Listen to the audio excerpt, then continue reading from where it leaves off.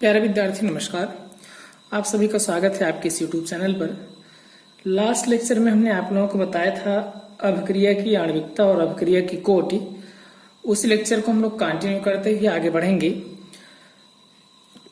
आज हम लोगों को पढ़ना है अभिक्रिया की कोटि के प्रकार। ठीक है, अभिक्रिया की कोटि के प्रकार, types of order of reaction. ठीक है, अभिक्रिया की कोटि के प्रकार में वैसे तो अभिक्रिया की जो कोटि होती है वो आपकी 4 प्रकार की होती है। पहला होता है शून्य कोटि की अभिक्रिया, दूसरा होता है प्रथम कोटि की अभिक्रिया, तीसरा है द्वितीय कोटि की अभिक्रिया और चौथा है तृतीय कोटि की अभिक्रिया। परंतु आप लोगों के कोर्स में केवल शून्य कोटि की अभिक्रिया और प्रथम कोटि की अभिक्रिया ही दी गई है, इसलिए हम लोग वही दोनों पढ़ेंगे। ठीक है ना। तो सबसे पहला आपका आता है शून्य कोटि की अभिक्रिया। शून्य कोटि की अभिक्रिया, जीरो ऑर्डर रिएक्शन, शून्य कोटि की अभिक्रिया है ये देखिए क्या होता है, जीरो ऑर्डर रिएक्शन है। इसको हम लोग परिभाषित कर सकते हैं, वह रासायनिक अभिक्रिया जिसमें अभिकारक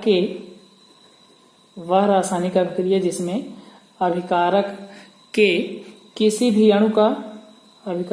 किसी भी अणु का सांद्रण परिवर्तित नहीं होता है, किसी भी अणु का सांद्रण परिवर्तित नहीं होता है, कामा करके लिख देना है, शून्य कोटि की अभिक्रिया कहलाती है। ठीक है ना, शून्य कोटि की अभिक्रिया कहलाती है। ठीक है ना। फॉर एग्जाम्पल हम लोग लिख सकते हैं, एग्जाम्पल आपका होता है इसका H2 प्लस I2, यहाँ से आपका बन रहा है 2HI। ठीक है, H2 और I2 के मिलने से 2HI के बनने में किसी भी अणु का सांद्रण परिवर्तित नहीं होता है, इसलिए हम लोग इसको क्या बोलते हैं, शून्य कोटि की अभिक्रिया कहते हैं। नेक्स्ट आपका आता है प्रथम कोटि की अभिक्रिया। प्रथम कोटि की अभिक्रिया, ठीक है ना, फर्स्ट ऑर्डर रिएक्शन है। तो ये जरा देखते हैं क्या है, एकदम ऐसे ही इसको परिभाषित करना है, वह रासायनिक अभिक्रिया जिसमें अभिकारक के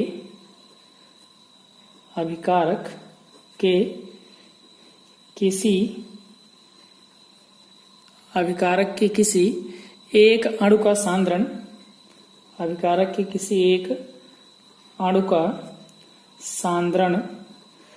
परिवर्तित होता है, किसी एक अणु का सांद्रण परिवर्तित होता है, कामा करके लिख देना है, क्या कहलाएगी, प्रथम कोटि की अभिक्रिया कहलाती है। प्रथम कोटि की अभिक्रिया कहलाती है।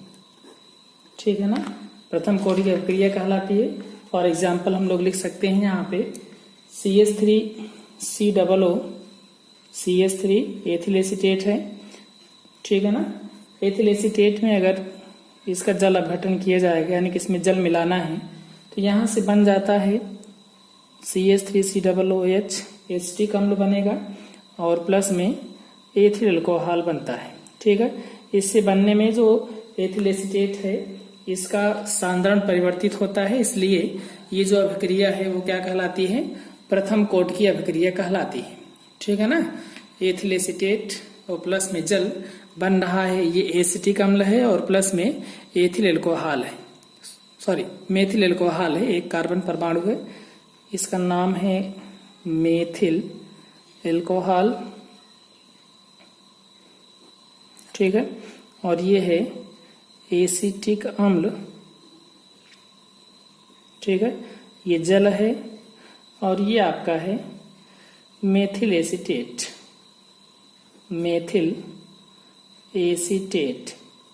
ठीक है, मेथिल एसीटेट का जल अपघटन किया जाएगा, तो यहाँ से आपका बन जाता है एसिटिक अम्ल और प्लस में एथिल अल्कोहल। ठीक है, उसके बाद आपका आता है शून्य कोटि की अभिक्रिया का गतिक समीकरण। ठीक है, शून्य कोट की अभिक्रिया का, शून्य कोट की अभिक्रिया का गतिक समीकरण। ठीक है ना, बहुत ही महत्वपूर्ण है परीक्षा के दृष्टिकोण से, कई बार आप लोगों की परीक्षा में पूछा गया है। ठीक है, तो शून्य कोट की अभिक्रिया का गतिक समीकरण हम लोग देखते हैं, आइए समझ लेते हैं। मान लेते हैं कोई शून्य कोट की जो अभिक्रिया है वो आपकी है ए गिब्स उत्पाद है।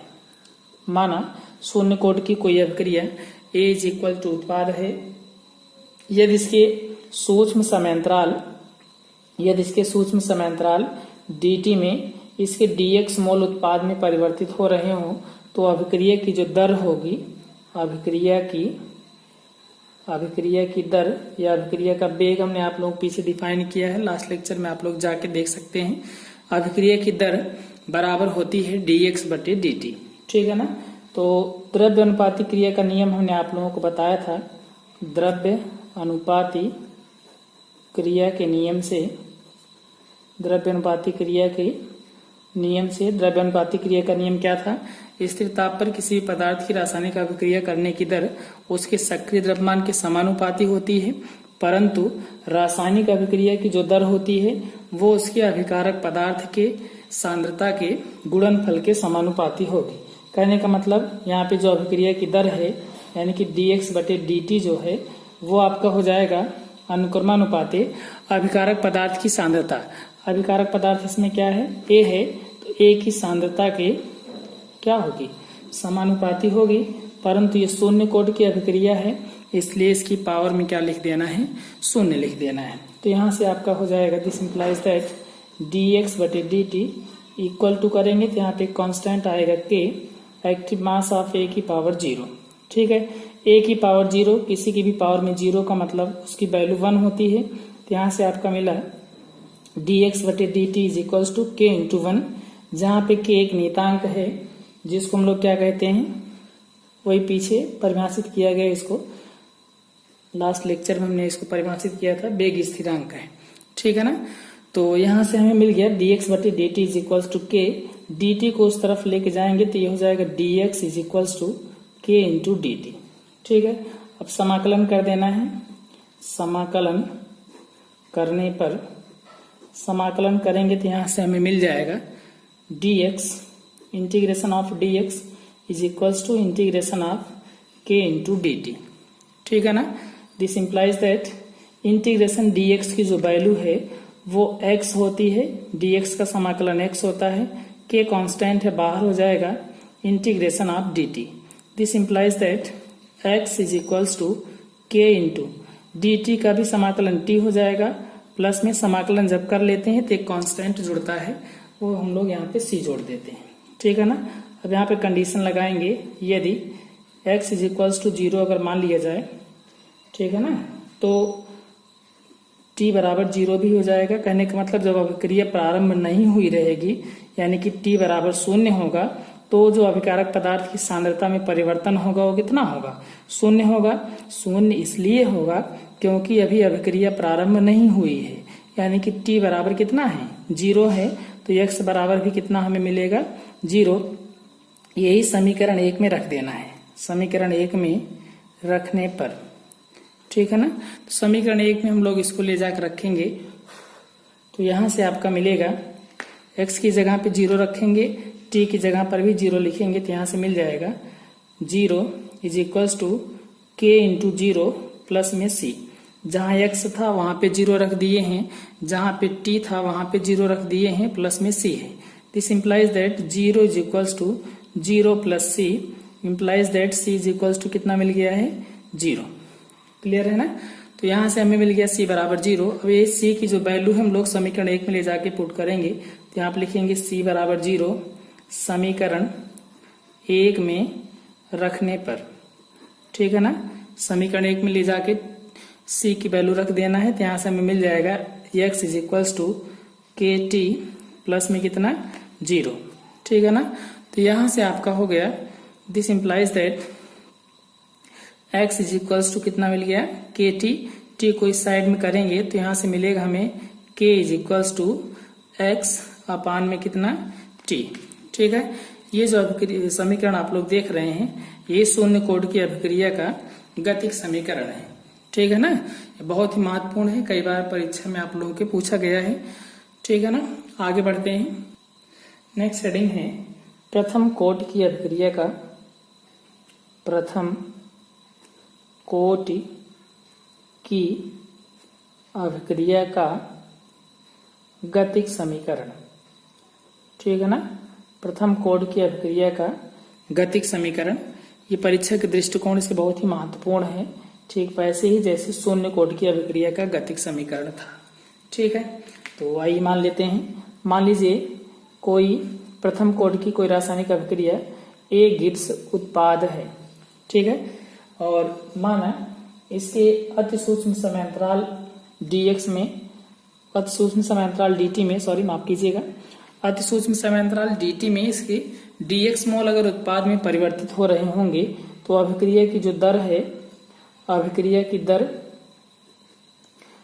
बराबर हो जाएगी, अभिक्रिया की दर बराबर कितना हो जाएगी, dx/dt।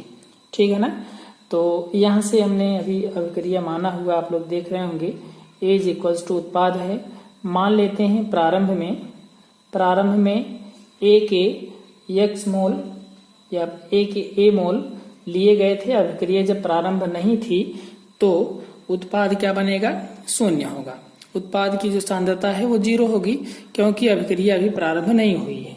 ठीक है ना, मान लेते हैं साम्य में इसके वियोजन की जो दर है वो अल्फा है या x मान लेते हैं। साम्य में अगर इसके वियोजन की दर x होगी तो A - x हो जाएगी साम्य में इसकी मात्रा, और उत्पाद कितना बनेगा, x बन जाएगा। ठीक है ना, और सांद्रता हम लोग इसको मान लेते हैं, जो A मोल लिया गया था वो A मोल जो लिया गया है वो 1 लीटर आयतन वाले पात्र में लिया गया है। तो इसको हम लोग अगर इसकी सांद्रता लिखना चाहेंगे, कहने का मतलब यहाँ पे थोड़ा सा हम आप लोग क्लियर कर देते हैं। इसका A मोल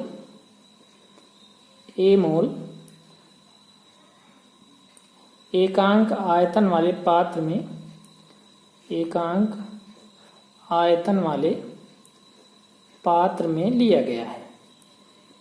ठीक है ना, लिया गया है, और इसकी जो साम्य में इसके वियोजन की जो दर है वो कितना है, x है। तो इसकी जो सांद्रता है हो जाएगी, सांद्रता का मतलब होता है मोलों की संख्या बटे आयतन। ठीक है, और आयतन हम लोग कितना माने हैं, एकांक माने हैं, तो इसलिए बटे में 1 लिख देना। एकांक का मतलब 1 होता है, x/1 हो जाएगा। क्लियर है ना, तो इसकी सांद्रता हो गई A - x, A की सांद्रता, और उत्पाद की जो सांद्रता है वो कितना है, x है। ठीक है, तो यहाँ पे हम लोग द्रव्य अनुपाती क्रिया का नियम लगाएंगे। द्रव्य अनुपाती क्रिया के नियम से, द्रव्य अनुपाती क्रिया के नियम से, द्रव्य अनुपाती क्रिया का नियम कहता है अभिक्रिया की जो दर होती है, ठीक है, वो अभिकारक पदार्थ की सांद्रता के गुणनफल के समानुपाती होती है। तो यहाँ पे एक ही अभिकारक पदार्थ है A की सांद्रता के अनुक्रमानुपाती हो जाएगा। चूंकि ये प्रथम कोटि की अभिक्रिया है इसलिए इसकी पावर में 1 लिख देना है। This implies that dx/dt = k active mass of A की पावर में 1, और जहां पे k एक नियतांक है जिसको क्या कहते हैं, वेग स्थिरांक कहते हैं।